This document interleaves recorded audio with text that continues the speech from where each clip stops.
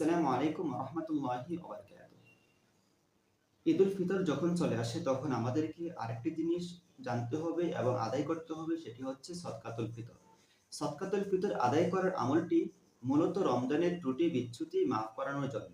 আব্দুল্লাহ ইবনে আব্বাস রাদিয়াল্লাহু তাআলা আনহু আবু দাউদ শরীফের ১৬০১ নম্বর হাদিসের মধ্যে বলেছেন, ফারাজা রাসূলুল্লাহ সাল্লাল্লাহু আলাইহি ওয়াসাল্লাম যাকাতাল ফিতরি তুহরাতান লিস-সাইমি মিনাল লাগবি ওয়ার রাফাসি ওয়া তু'মাতান লিল মিসকিন। রাসূল সাল্লাল্লাহু আলাইহি ওয়াসাল্লাম সদকাতুল ফিতরকে আবশ্যক করেছেন, কেননা অর্থহীন ও অশালীন কাজে রোজার যে ক্ষতি হয় তা পূরণের জন্য আমাদেরকে সদকাতুল ফিতর আদায় করতে হবে। এবং ওয়াতওমাতাল লিল মিসকিন, নিঃস্ব লোকের আহারের জন্য, ফকির মিসকিন দরিদ্রদের আহারের জন্য। কারণ আপনি যখন সদকাতুল ফিতর দিবেন তাহলে দেখা যায় আমরা ধনী সকলেই ঈদের খুশিতে সকল কিছু আমাদের থাকে, সেমাই, চিনি এবং যাবতীয় ঈদের আনন্দ।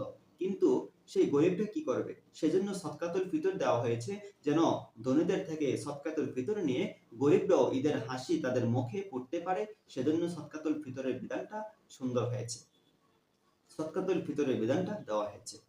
নবী করিম সাল্লাল্লাহু আলাইহি ওয়াসাল্লাম বলেছে, আলা ইন্না সাদাকাতাল ফিতরি ওয়াজিবাতুন আলা কুল্লি মুসলিম।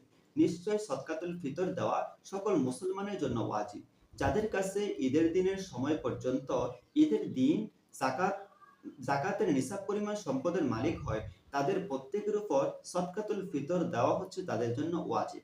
সদকাতুল ফিতরের সর্বোত্তম সময় হচ্ছে ঈদের দিন সুবে সাদেকের পর থেকে ঈদের নামাজের পূর্ব পর্যন্ত সদকাতুল ফিতরটা দেওয়া সবচেয়ে বেশি উত্তম। আপনি চাইলে রমজানের আগেও, ঈদের নামাজের আগেও দিতে পারেন, অথবা সুবে সাদেকের পূর্ব দিতে পারেন, অথবা রমজানের মধ্যে দিতে পারেন। তাহলে নিসাব পরিমাণ সম্পদের মালিক যদি পুরুষ, মহিলা, বালেগ, নাবালেগ, মুকিম, মুসাফির, পাগল, যে কেউ হোক না কেন, সকলের জন্য নিসাব পরিমাণ সম্পদের মালিক হলে তাকে ফিতরা আদায় করতে হবে। ফিতরা আদায় করা ওয়াজিব। ফিতরা নিজের পক্ষ থেকে, পিতা হলে নিজের নাবালেগ সন্তানের পক্ষ থেকে দিতে হবে। যদি আপনি রোজা নাও রাখেন, অনেকে রোজা রাখতে পারে না অথবা বিভিন্ন কারণে রোজা রাখে না, তাদেরকেও রোজা না রাখতে পারলেও সদকাতুল ফিতর দিতে হবে। আর যারা একান্নভুক্ত পরিবার আছে, ওই পরিবারের পক্ষ থেকে বাবা অথবা বরের কর্তা আদায় করলে হয়ে যাবে। সকলের পক্ষ থেকে সকলের ফিতরা নিয়ে বাবা আদায় করলে হয়ে যাবে।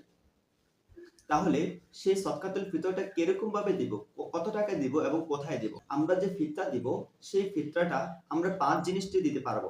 1 নম্বর হচ্ছে গম অথবা আটা, 2 নম্বর হচ্ছে যব, 3 নম্বর খেজুর, 4 নম্বর হচ্ছে কিশমিশ, 5 নম্বর পনির। এই 5টি জিনিস দিয়ে আমাদেরকে সদকাতুল ফিতর আদায় করতে হবে, অথবা এই 5টি জিনিসের মূল্য দিয়ে আমাদেরকে সদকাতুল ফিতর আদায় করতে হবে।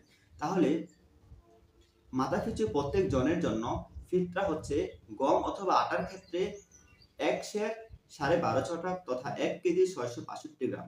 ইসলামী ফাউন্ডেশন কর্তৃক সর্বনিম্ন সদকাতুল ফিতর হচ্ছে 110 টাকা আপনি দিয়ে দিবেন। তারপরে যদি আপনি জব দিয়ে যদি আপনি সদকাতুল ফিতর আদায় করেন, তাহলে আপনি 3 কেজি 300 গ্রাম আপনাকে সদকাতুল ফিতর দিতে হবে, অথবা সমপরিমাণ মূল্য 530 টাকা দিতে হবে। যদি আপনি খেজুর দিয়ে দিতে চান, তাহলে আপনাকে 3 কেজি 300 গ্রাম তথা 2310 টাকা আপনাকে সদকাতুল ফিতর দিতে হবে প্রতিজনের জন্য। যদি আপনি কিশমিশ দিয়ে দিতে চান, তাহলে আপনাকে 3 কেজি 300 গ্রাম তথা 1980 টাকা আপনাকে সদকাতুল ফিতর একজনের জন্য দিতে হবে। যদি আপনি পনির দিয়ে দিতে চান, তাহলে আপনাকে 2805 টাকা আপনাকে প্রতিজনের জন্য সদকাতুল ফিতর দিতে হবে। তাহলে সর্বনিম্ন হচ্ছে সদকাতুল ফিতর 110 টাকা, এবং সর্বোচ্চ আপনি দিতে চান তাহলে 2805 টাকা। তাহলে আপনি চেষ্টা করবেন সদকাতুল ফিতরটা কোথায় দিবেন। আপনি গরিব, মিসকিন, ফকির ইত্যাদি যাকাত যারা খাবে তাদেরকে আপনি দিতে পারবেন। এবং আপনি কিভাবে দিবেন, ওই সদকাতুল ফিতরটা আপনি চেষ্টা করবেন আপনার যে সদকাতুল ফিতরটি এসেছে সেটা একজনকে দেওয়ার জন্য, তাহলে সে একটু উপকার হবে। ধরুন আপনার ঘরের মধ্যে 5 জন সদস্য, এই 5 জন সদস্য যদি আপনারা 100 করে 110 টাকা করে আসে, তাহলে 550 টাকা আসবে।